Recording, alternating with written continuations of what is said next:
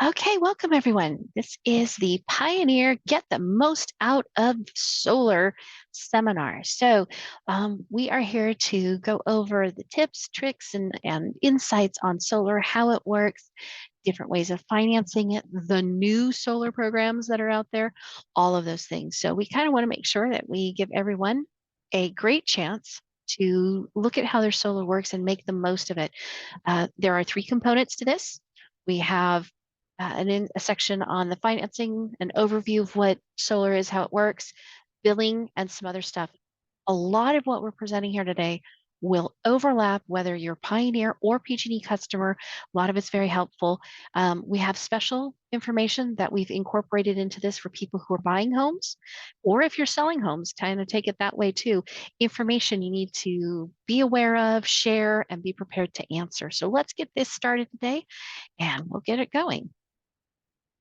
So with that, there we go. All right, so our first slide, we'd like to kind of get everybody standardized to it. For those who are new to solar and haven't ever seen it or haven't worked with it, this is the basics. You have panels that are on the roof or ground mounted.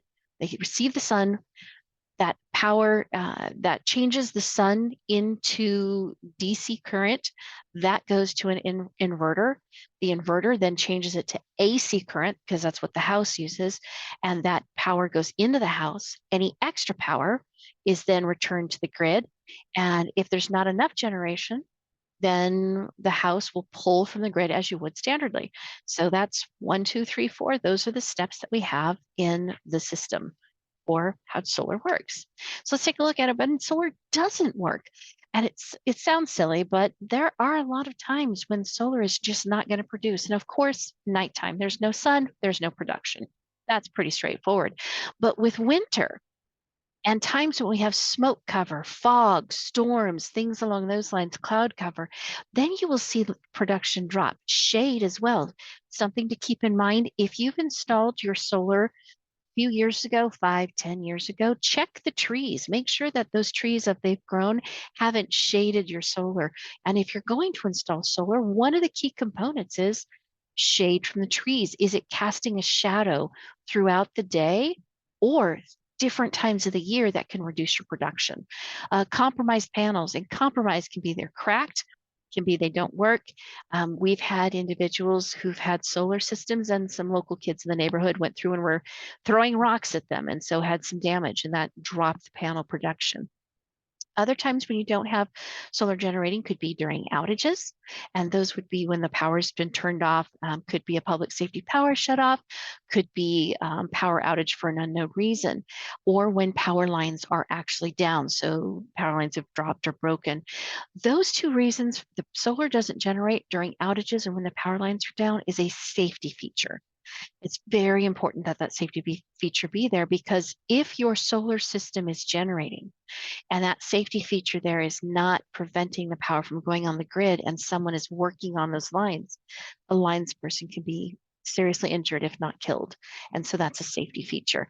Now, if you have an outage and you have a battery and it's designed as backup, well, that battery will allow your system to continue to generate power because the battery is the receiver for that. So, okay, next one. Some common thoughts about having solar, and kind of we like to ask folks, true or false? I don't need my electricity utility anymore. Well, actually you do. Solar works for many homes. Not always. I won't have to pay for electricity. I'm not going to get a utility bill. Uh, Generating more than I use is always better. My solar system is free. I pay nothing. We've already talked about having power during outages. We've got, doesn't need maintenance, cover all of your electric needs. Solar works for everyone, and all solar systems and providers are created equal.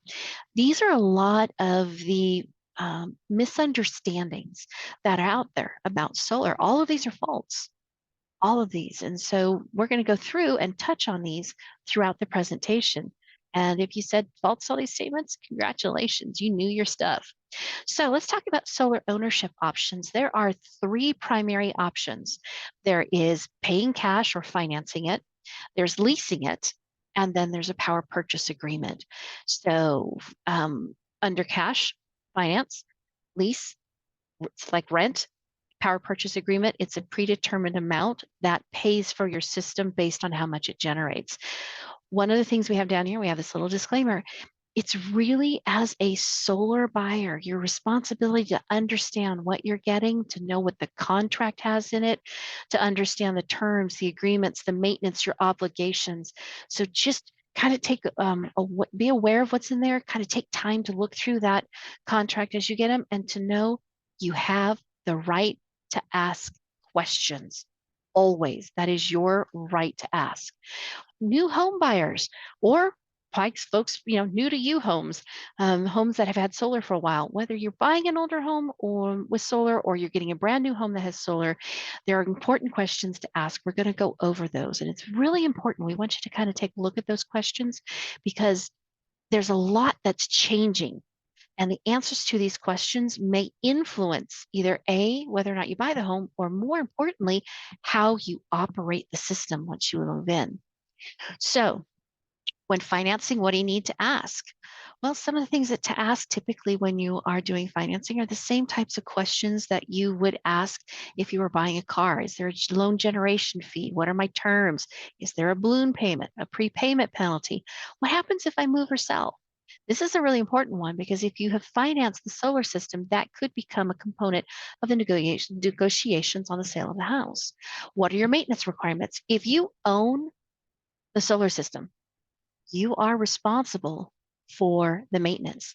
You must bring someone out to check it. You have your installer, but they may have a maintenance fee requirement. They may have, they may not provide the washing for it. They may not provide some of the annual maintenance checkups and things. So you need to kind of be aware of what would be your responsibilities.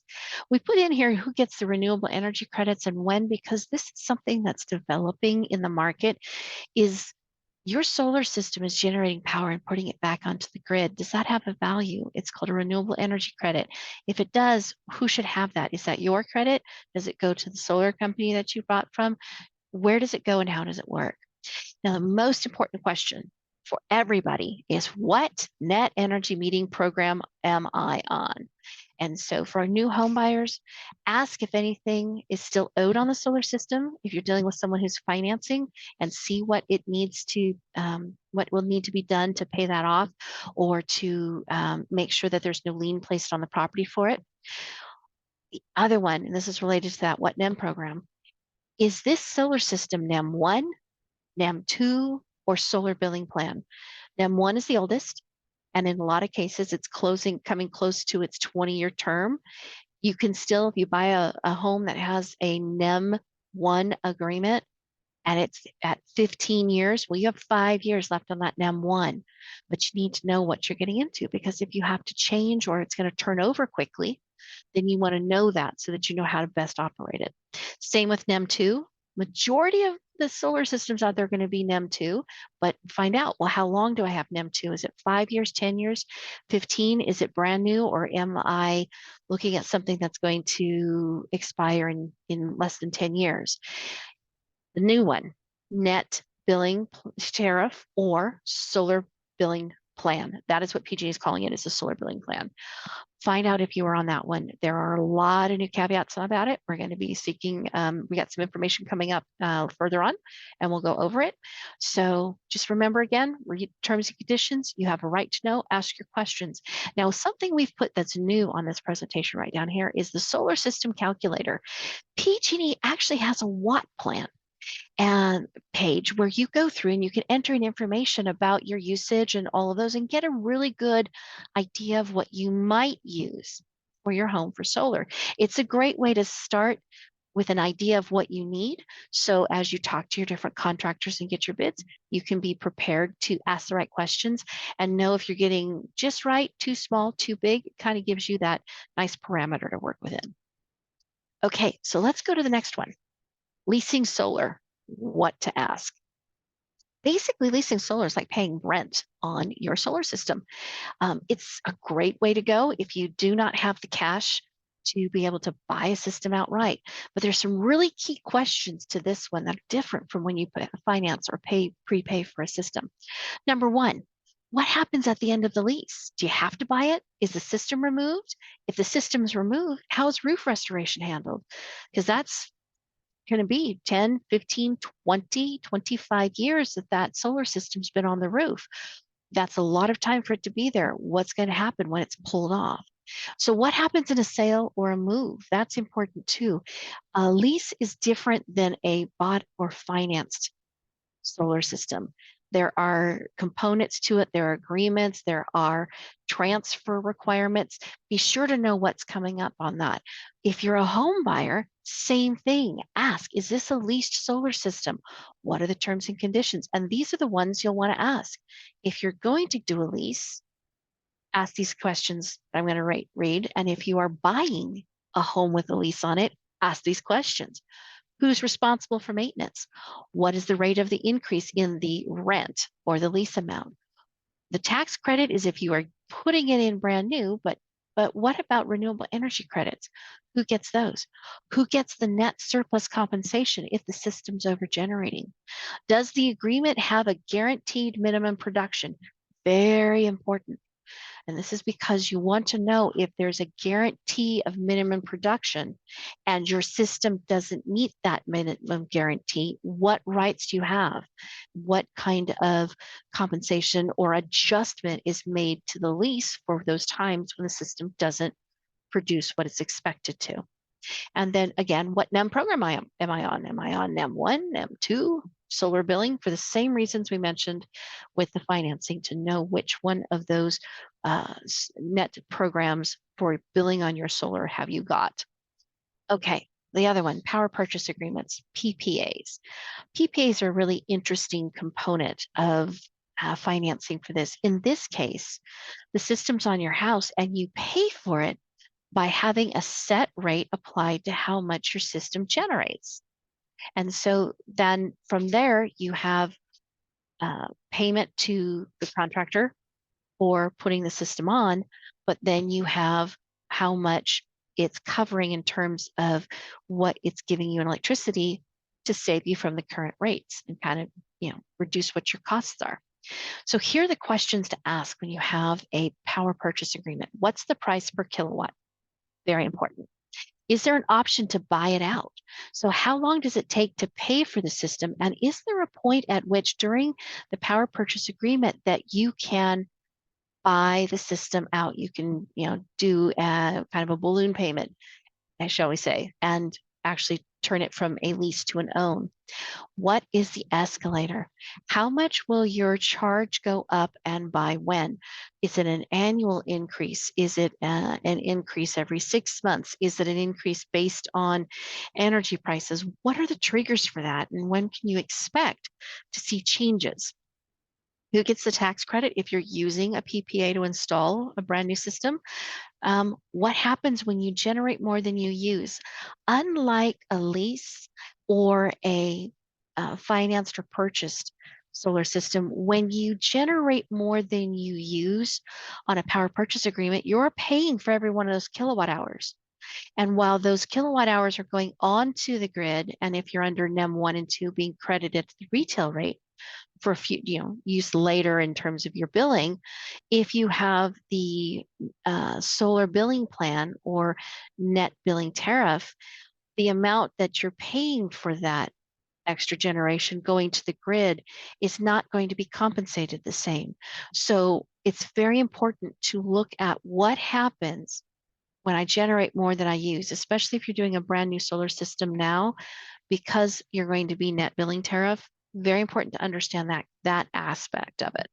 If you are buying a home that has solar and it has a PPA, make sure to understand these questions so you know what's happening and how to best leverage the generation and use of it to your advantage. So again, what happens if you sell and move?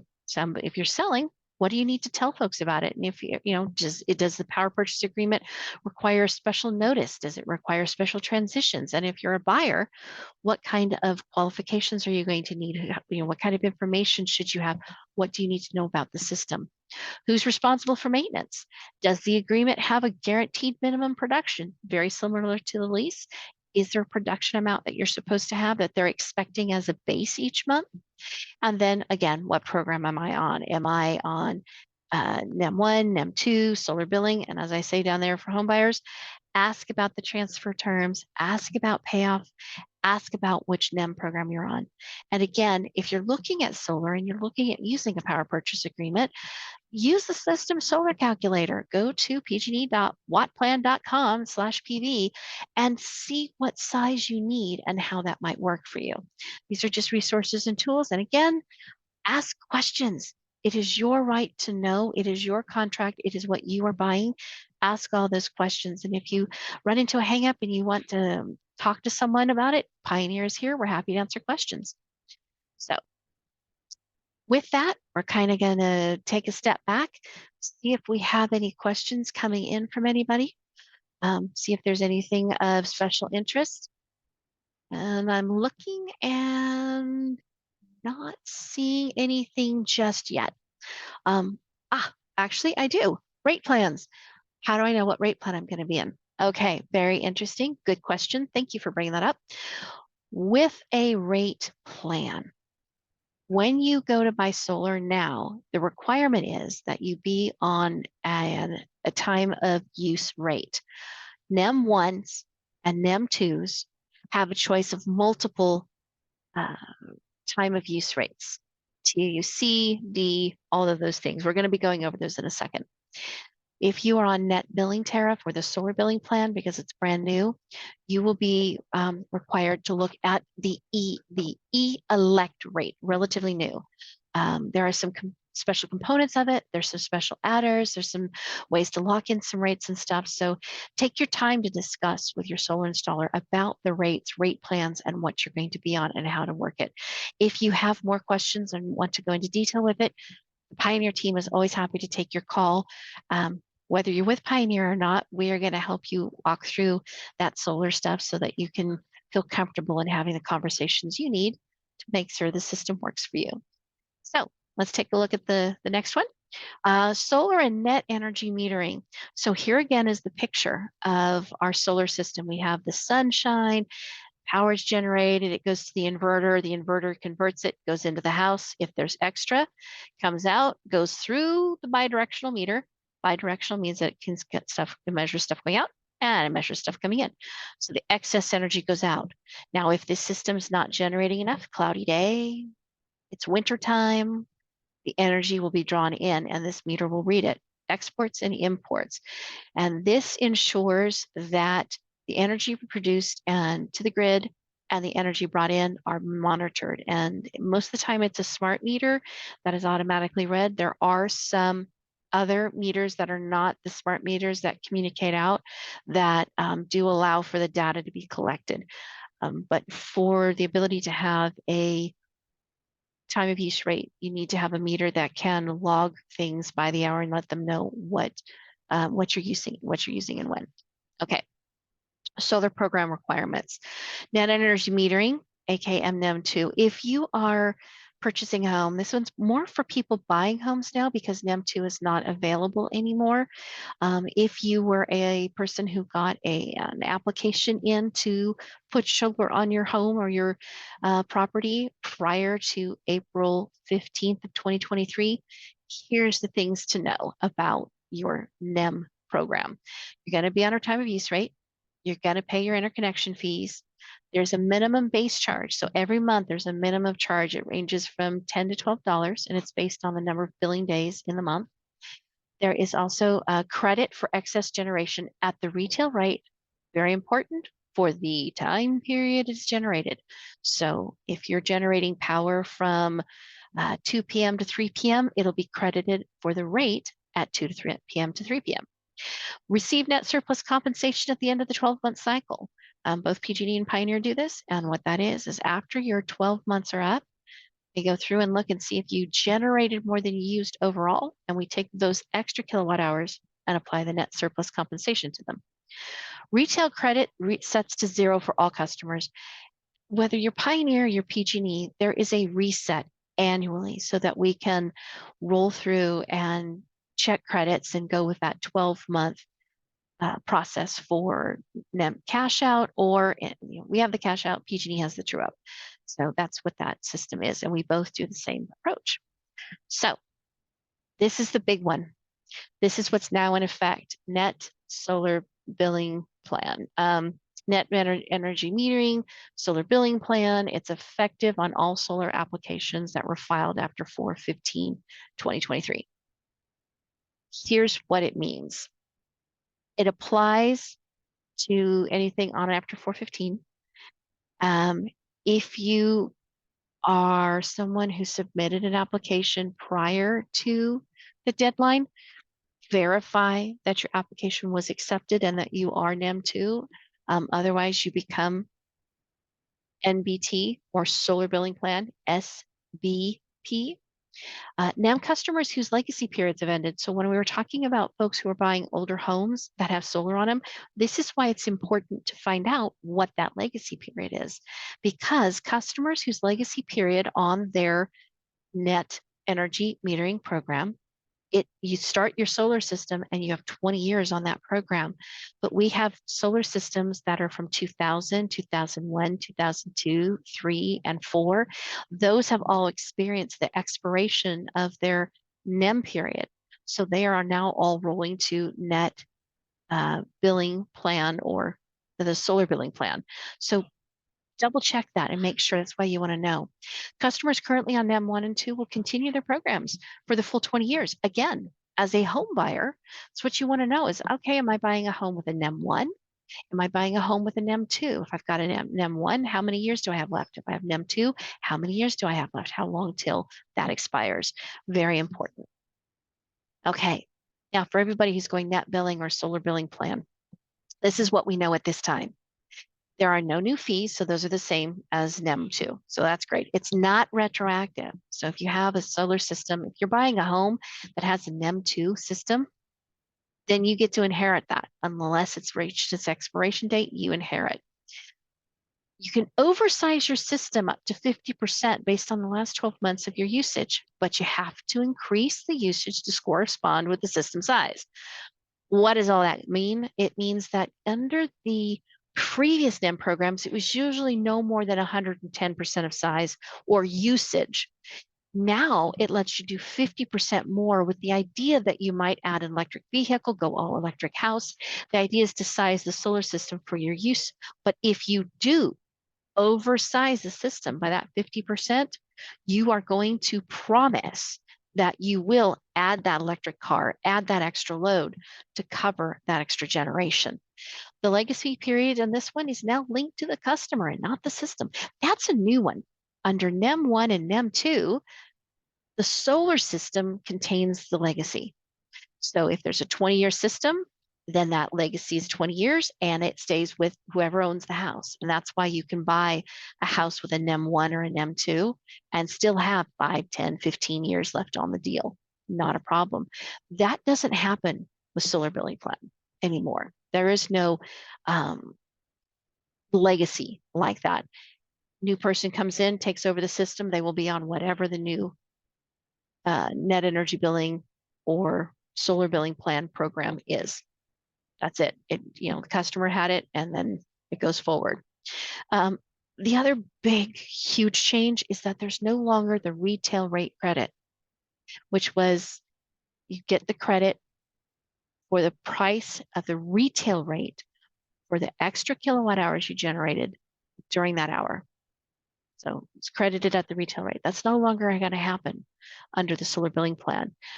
Compensation is going to be at what's called the avoided cost calculation, which is less than the current NEM 2.0 by quite a lot. So calculated to be about a third, maybe a little less, of what the retail rate would be that someone would normally get. And the credits that you would have normally gotten for putting power back on the grid, and so the transition distribution credits you've gotten, not there anymore. So it's quite a dramatic shift. There is a special caveat to encourage people to take up a net billing or the solar billing plan, and it's called it's a first 5 years. those who go through for the next 5 years and sign up and have the net billing tariff, you get to lock in that cost calculation and you get an extra export credit for 9 years. So whatever the set, you'll get an extra bit and you get it for 9 years. So it's kind of an incentive that way. If you don't have that, then you'll be subjected to whatever the rate for the avoided cost calculation is each year, and it is set each year. Net charges will be paid each month instead of on the annual payment as with NEM 2.0. So for anybody who has solar with PG&E, they know that they have an annual true up. It means that, outside of that basic $10 charge, there are no charges until the 12 months is up and then everything's reconciled and you get your net energy bill. You get your true up. With Pioneer, we roll month to month. So your credits are accrued and build up and roll from one month to the next. And if you have more generation than usage, then you build up more credits. If you have more usage than generation, we'll go to the credits and use those to cover the bill. And if you don't have enough generation and you don't have enough credits, then that would be a month you would pay. Well, under the new net billing tariff or solar billing plan, payments are made monthly here too. Any positive charges will be paid each month. Net surplus compensation is going to be calculated annually, just as it always has been. Pioneer does its around March, April. So when we go through and you look at your solar system and how much you've generated over 12 months, we do our cash out in March, April, because it's the best time to reset the meter, reset those calculations, and have everyone start again with the maximum opportunity to build up a great bank of credits to be used against future costs. So the other thing is you'll be placed on an e-elect rate. So any questions on that? Because we're going to go into rate plans next. Any questions about how the billing works? Let me see. Take a look. Okay. We have a question on, for billing purposes, how does Pioneer bill? Well, we bill on PG&E's bill. By law, PG&E's our billing agent. And so when you have Pioneer and you have solar, you'll receive a bill and it'll be PG&E bill and they'll have their $10 charge. They'll have a chart showing you how much has been accrued for your true up for the lines and poles. And then that's usually page 3. Then they have the details of their billing, pages 4, 5, or 6. And Pioneer's either on page 6 or page 7. And ours is the generation charge. So at those times when you're pulling power off the grid, the Pioneer charges are there. You will also be able to see in a narrative how much we charge, what your credits are looking like. Do you have a credit on books? Do you have negative generation, positive generation, net consumer, net generator? I've got some images of that later, so we'll get into that. So, but that's the kinds of things that you have. So rate plans. Let's talk about these, how your choice in rate plans can optimize your solar benefits. This is really critical. I know for the folks going net billing tariff, you do not have opportunity to choose right now. And that's unfortunate, but we expect that to change in the future. If you have a NEM 1 or a NEM 2, you have multiple rates to look at. So let's look at them. There are two types of rate plans. There is the flat rate. This is the E1. And it's the same rate all day, every day. There are baselines with tiers. So if you use a baseline amount and you go over that, then you pay more for it. And under this program, which was available to NEM 1 customers only, it's called tier shaving. And what you did is you produced enough solar to keep you off the tier 2 rate. And so you only paid for the flat base rate. Now the others, for everyone else, the folks who have NEM 1, but especially those NEM 2, we have our time of use rates. You have time of use D, C, E-elect, EBA2. Time of use is required for NEM 2. It's required for net billing. Net billing, you're going to have E-elect. For NEM 2, you have all 4 of these. The big thing with rates is connecting and correlating the hours of operation and the days to how you live your life and what you're doing so that you naturally fall into the cadence of avoiding power usage during peak hours and taking advantage of the off-peak hours for the least amount of cost. EVA2 is specifically designed for people with electric vehicles, but sometimes the charging period based on how your life is may not work the best.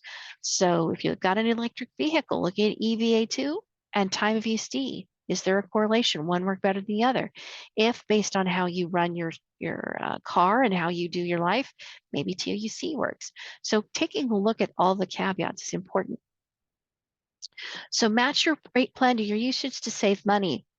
Um, with a tiered rate, it's how much you use and your climate zone, because that sets a baseline for what you're allowed. All of the baselines in the PG&E territory are based on climate zones, S, P, Y, Z. If you can see, this is Placer County and El Dorado County. When you take a look at this area, these are the zones that we have, and these climates are defined by hot, cold temperatures. These are considered, S is considered hot and P is considered moderately hot. The amount of electricity you're allowed each day is determined by your client. Coast will have less allowed, but then during the summer, they don't have the high heat we have. We get a little bit more for that. The mountains are given a little bit of a break for the wintertime because it's cold. So those are the things that affect baseline. So that's how the baselines work. And again, the deal with a flat rate is to try and avoid using power beyond your baseline. Time of use rates. It's not so much about how much you use as when you use it. So peak hours, take a look at the ones that work best from you. Is it 4 to 9, 7 days a week, 365 days a year? Is it 5 to 8, 5 days a week, weekends and holidays off? And when you're looking at those, recognize that high usage works well with TOUD, but if you're a lower usage, the way TOUC is currently structured might benefit you. So take a look at that. If you've got an electric vehicle, take a look and see which position would, in terms of rates, would put you in the right place to get the most out of your charging and your solar and save you the most. Heat pumps and fully electric homes. The E-elect rate is designed specifically to incentivize that and give you extra times when power is going to be cheaper. Now, how do I know what my rate plan is? It's a lot of times we look at it and we're like, I don't know, what have I been put on? So I have two bills here. The rate plan, this one is a flat rate customer. So this could be somebody who has NEM 1. It's quite frequently non-solar customers. And here's the E1. You can see here's the time of use, or excuse me, the tier usage, tier 1, tier 2. So in this time period, the customer had 66 kilowatt hours they could use. It's 11 kilowatt hours per day for 6 days. They used the 66 and they went over. The next one, tier allowance, was 351. Tier usage, they used the 351 and went over by an additional 35. And you can see how the rates go up. That's a flat rate with tiers. Here's time of use.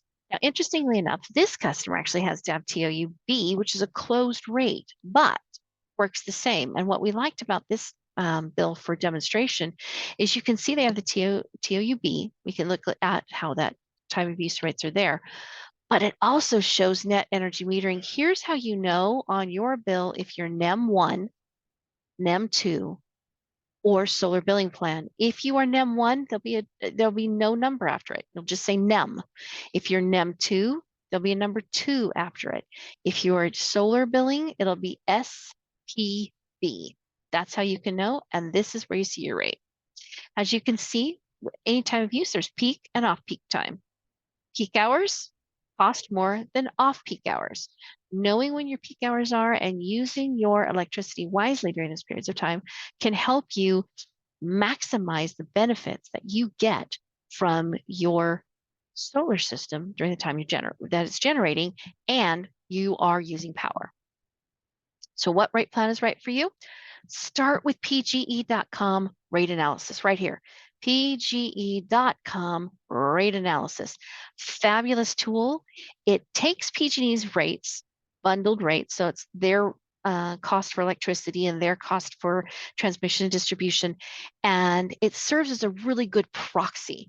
So what you know is if you use that and look at the rates, it's going to translate to Pioneer. It's just the cost will be less because our rates are lower. But you use that rate analysis and it'll give you a summary based on your individual usage of what it would cost you on what rate plan for the year. Perform the analysis annually, take advantage of new rate plans. It's always good to see what else is out there. You can also contact PG&E at 866-743-0335 for more information. It's rate plan assistance.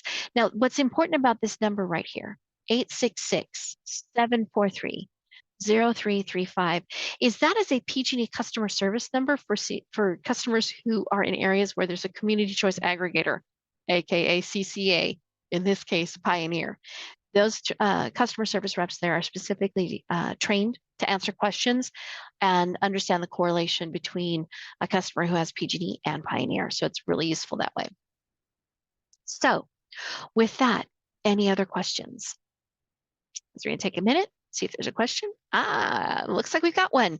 How do I talk to my solar guy about my rate? That's a good question. Starting with your design for your plan, if before you get your solar, you kind of look at what rate plan would work best for you, it's kind of a good indication. If you are on a flat rate, you can take a look at the time of use and see which ones will work. Recognize that your solar system will generate more power for you, so that could affect the outcome, but it does give you kind of an idea. If it says TOUD is good for you, it means you're a higher user. Your solar system will offset a lot of that usage, but it might be something you want to watch to make sure you're on the best rate. So that's kind of how you work with them. If you are on programs like CARE, FARA, Medical Baseline, know that all of those programs continue with all of the rate plans. It used to be that Medical Baseline required you have a baseline rate, but as of December 2022, if you have Medical Baseline, you can actually have just a straight discount on any of the rates. And that way it opened up rate plans to everyone. So with that, let's move on to Pioneer Works with Solar. Now, if you are a PG&E customer and you don't have Pioneer, some of this stuff is going to be not very relevant for you, and that's okay. Once we get to how the bills work, there may be some components that might be of interest, but just want to put that little caveat out there. What Pioneer offers solar customers, and we hear a lot of chatter and scuttle about whether or not Pioneer works, that bills are different, they're higher, they're this, they're that. Pioneer actually does work with more than 85% of customers, whether they're net surplus net surplus generators or they are net consumers annually with their system. Pioneer does work with that. So what we offer, billing support and explanations. That's a big one, especially if you get batteries, the bills are confusing, and we are happy to walk you through them so that you know how to work with them. We provide that as a service to our communities because it is very confusing. We do bill analysis.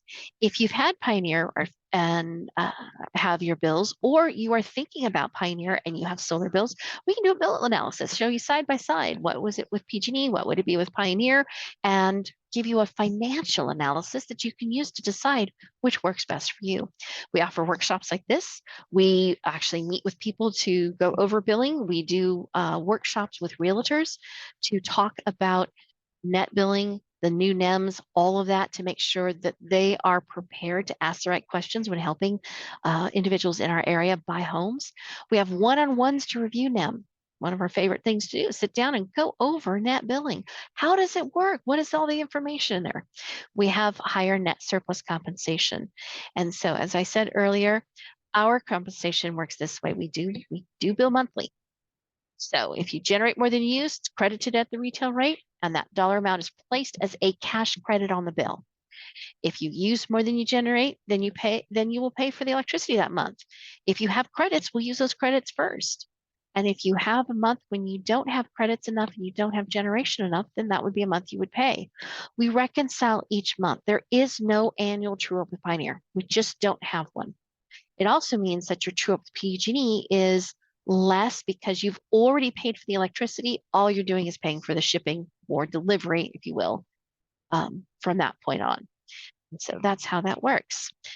Please note for anybody who's going to be on net billing or the solar billing plan, it bills monthly. Whether you're with PG&E or Pioneer, the billing for positive charges happens each month, and it will use an avoided cost calculator. We believe PG&E has got it in energy cost calculation is what they're going to be calling it. So it'll be the ECC, but it works exactly like that. It is what was avoided by having solar.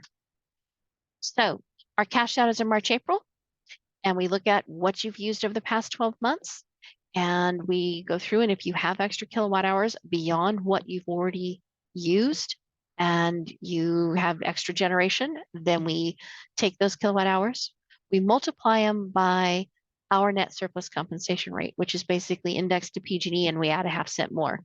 If your net surplus is greater than $25, we send you a check. That's money that's taken and given to you in a check form that you can deposit it and you can use it however you want.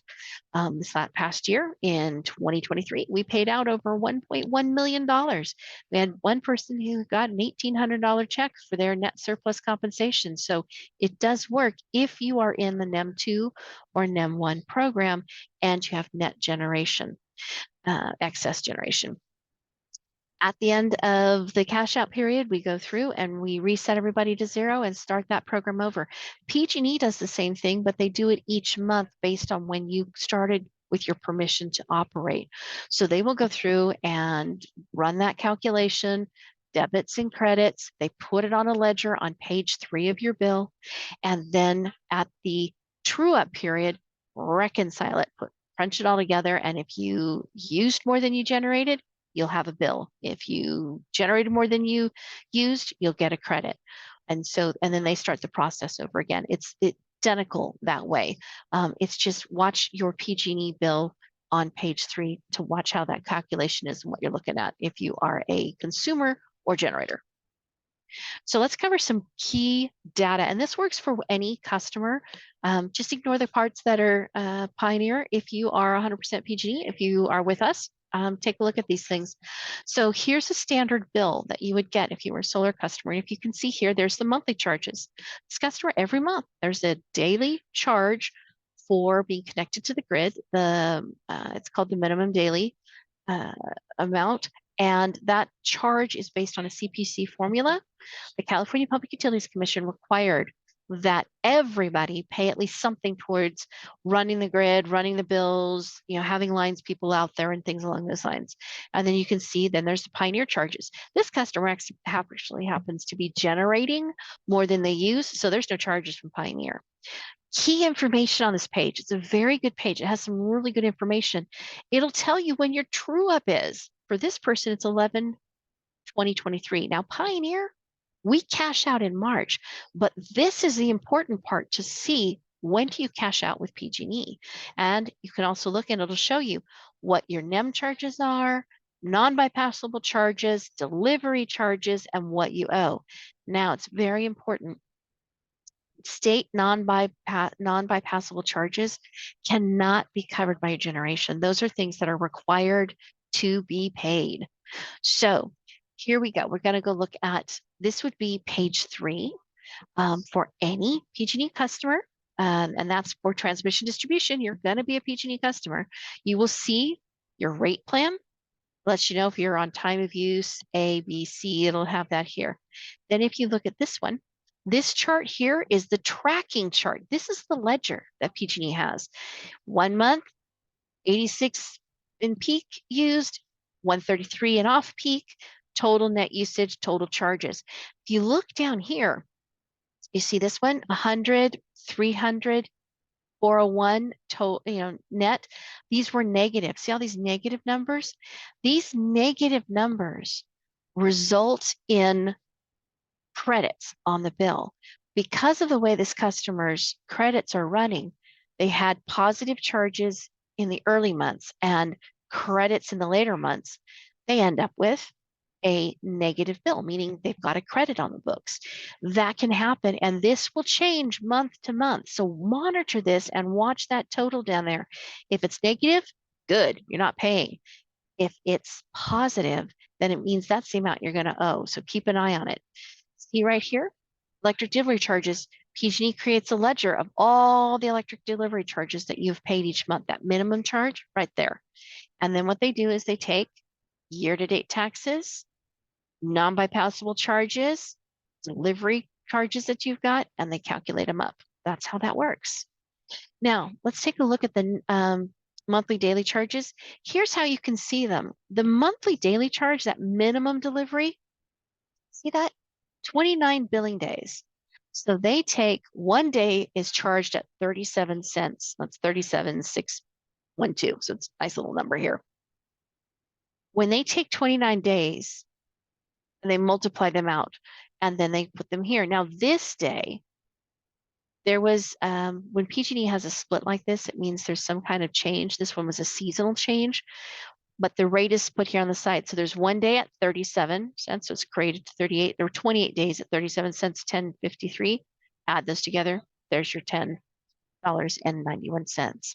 Now, really, really, really, really, really important page. Really important. And you'll see this on the next page as well. But this section here with those highlighted in yellow and purple, imports, exports, net usage. Imports, that is how much you pulled off the grid into the house. Exports, that's how much you exported onto the grid. Net usage is the mathematics between them.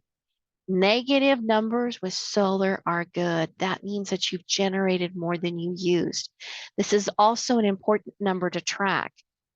Solar systems should have a bell curve. Should go like that.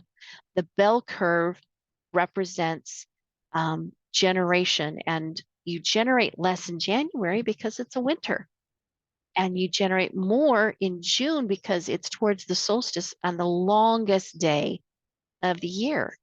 And so the longer the solar is out there, the more solar you'll generate for a longer period of time. So let's take a look at how that looks.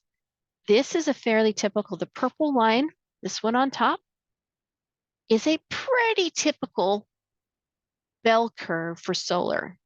Creeps up by June, kind of stays kind of level, and then starts to taper off. This is healthy. This is good. This is what you want to see. Here is a production anomaly. If your generation in June and July is less than your generation in April and May, or less than October, it doesn't have this healthy curve. It has an inverse, it has a drop, or it has dips. That's an indication that your system is having a problem. It is worth calling your solar company or your maintenance provider and saying, hey, take a look at my system. Could be a panel, could be shade, could be an inverter going bad. We hate to say this, but there is an inverter out there. We don't know the make and model and for whom it was installed, but there is one inverter that we know of that is going bad between 2 and 4 years of age. Well, it's actually 2 and 8. Should be an inverter lasts about 10 years, but we're seeing that we have ones that are going bad between 2 and 8. So next thing, key billing data, detail of NEM charges. Everybody will have this. This is the page that talks about your net energy metering or your solar billing plan relative to the grid, actually using the lines and poles. So let's take a look at this. You see here, we've got baseline allowance is 12. We've got peak and off peak hours. Take a look. You've got that right there. Baseline credit until you see this person. If you look here, we've talked about programs. They've got time of use, their net energy metering, they're in NEM 2. Okay, so they have all of these things. They also have a generation credit. This is interesting. If you are generating a lot of power and you have negative numbers, this generation credit is going to be positive. It's going to look like you're being charged, and you're actually not. What it is that PG&E, this is a credit on your bill, but it includes credit for generation that PG&E is not providing you. So what PG&E does is they offset the accounting by putting a positive number. Wow, isn't that confusing? And does it not make it look like you're paying for power? It's actually not. They're just offsetting it here. Now, let's take a look at this one.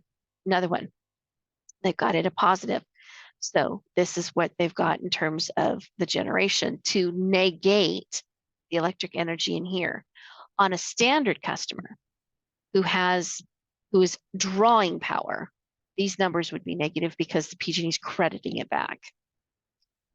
So let's take a look at the energy charges for this customer just based on what we just saw.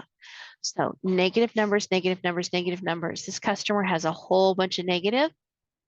This was a credit to NEM balance, $58, $58.64. $58.64 is going to be credited to the balance. This is their running total. Your NEM credit balance is $153. That is cash credit on the bill. That is going to cover future charges. Then there's a cumulative to date, negative $12.31.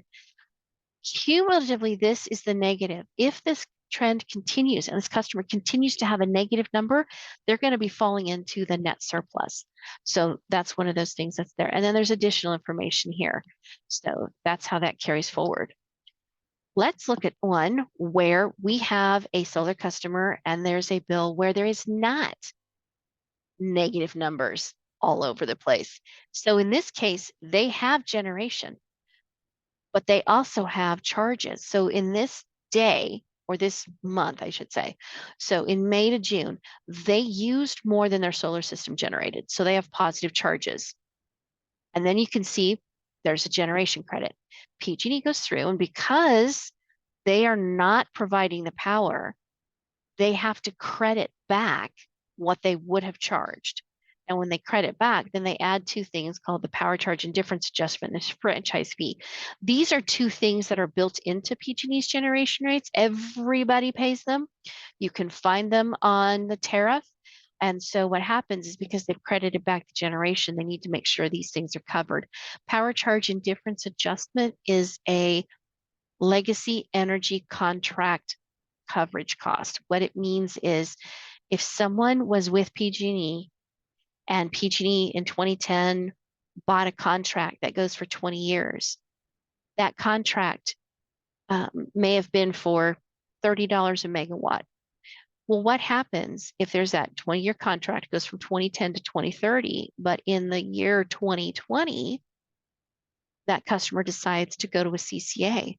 Well, now PG&E has from 2020 to 2030 this contract at $30 a megawatt for power they bought for this person. PG&E can put it back in the market. They can sell it, absolutely. But sometimes on the legacy contracts, the price that the power was bought for at the time is less than the current market. And so selling it back into market, they still don't make up their price. So let's say they bought it for $30, but they can only sell it for $20. There's a $10 gap. That's what the PCIA, power charge and difference adjustment, does, is it makes sure that everyone pays a fair share to make up that legacy contract difference. And so that's what that is. And so if you leave PG&E service, this is what our portion of that contract is. And that is why this vintage year is important, because if you are a 2017 vintage, 2018, 2022, or something else, that vintage locks in the point at which you stop paying for future contracts. So Pioneer is now 5 years old. We've been serving Placer County for 5 years. That is a 27 vintage. Anyone who's been with Pioneer since 2017 has a power charge indifference adjustment that has fewer contracts under it than a later year. And that's what that means. So that's how that works. So here's a bill. So like we say, they've got positive usage, meaning they used more than they generated. Here's their credits. And then here's the difference between Pioneer. You see this over here, our generation, 7226. They've got two credits at 4375 and 4360. So let's take a look at that. 4375, 4360, 7226. What does that mean? Let's take a look. This is how you make the calculation. We have a lot of folks say, oh my gosh, I don't save anything with Pioneer. We don't save. This is actually how you can prove it to yourself. You take those two generation credits from PG&E, put them here. Then you take that power charge and difference adjustment and that franchise fee and you put them there. And then you put Pioneer's charges. So in this red box, these three components combined together, that's $74.40 total. When you add PG&E's $43.75 and $43.60, you get $87.35. When you add all of these components together, you get $74.40. The way you calculate your savings is if you take the $87.35 and you subtract the $74.40. $83.75 minus $74.40 is $12.95. That's how the savings works. It's there. It's a way to compare it and to verify for yourself. And you can save with solar. I've had somebody who just recently had us do an analysis and she was saving $33 a month. You know, that's about $399 a year. Some good savings. Okay, so now that we've presented all of that to you, in the end, Pioneer's a choice. You choose to have solar, you choose to go with Pioneer, you choose to stay with PG&E, all of this is choice. So you, with Pioneer, you get to choose the solar, choose a rate plan, choose to stay with Pioneer, choose to go with PG&E. It's all about what works for you and what your choice is. And we do have folks who go out there going, no, you have to take PG&E if you're going to have solar plan. You actually don't. You do not have to stay with PG&E if you don't want to. If you want to, fabulous. You're exercising your choice. If you're not sure and you want to talk about rates and how that's going to impact, talk with us. All of these things are choices. We want you to have as much information as possible to make that choice that's right for you and saves you the most money. So we're drawing to an end here. So that was the last components of it. Are there any questions about this? I know the billings part's a little bit of a mess, but yeah, it can be a little complicated. So let me see. I've got one over here. I've got this little square of things that shows, hey, there are people here, and this is what we've got. I've got a question that came in. It says, what's net billing going to look like? Ooh, that's a hard one. At this point in time, we are working with PG&E to look at how that bill is going to present. And it's going to have peak, off peak. It's going to have the energy cost calculation. It's going to have your credits and debits and all of that. We're working through all of the pieces that we need there to make sure that it works for everyone. In addition, PG&E is having to recreate this part of the billing system. It doesn't go online until December 15th, 2023. That's the timeline right now. What does that mean? It means that if you've got a solar system that you moved past that April 15 date, but you're before December 15, that's a window of opportunity where for 1 year, you'll be on net energy metering too. You'll get to take advantage of that. After that, at your true up in 2024, you will start on net billing, which is where the solar compensation rate is less, where the charges are monthly. So all of that should begin December 2023. For customers who have NEM programs that started in 2020, 2000, I should say, 2001 and 2 and 3. If you have a 20-year legacy period that's ending on your true up in 2024, you will also switch to net billing. At that point, we should have a better idea of the bills. And if you want, come back to us towards December or at the first part of the year to see what net billing looks like. We have a webpage on net billing or solar billing plan, just to kind of keep people up to date on things. You can check in with us. We also have our emails here and website and ways to get a hold of us if you have questions. So you can email customer service or info@pioneercommunityenergy.org. The info at Pioneer Energy communityenergy.org actually goes into our Rockland office. That's where we're located. The website has a lot of information. We have a fabulous chat bot that you can engage with questions, and it will direct you right to the information you seek. We have a Facebook page that we go through and use to talk about activities and things we're doing. And that phone number, 916-758-8969, that number goes directly into the Pioneer office again in Rockland. We are available to talk on the phone, talk via Zoom. We can meet individuals. We can have folks come and have meetings with us in our offices. And we have, on occasion, field days where we drive out into the community and we set up shop at things like the Auburn Senior Center, where folks can come in and bring their bills to someplace closer to home to have us talk about, what's going on with my bill. How do I understand what's happening with my solar system? What have I got going on with this rate plan? And we answer all those questions. So that's kind of where all those things are at. So wish as we get more, I wish I had more for you on the solar billing plan. As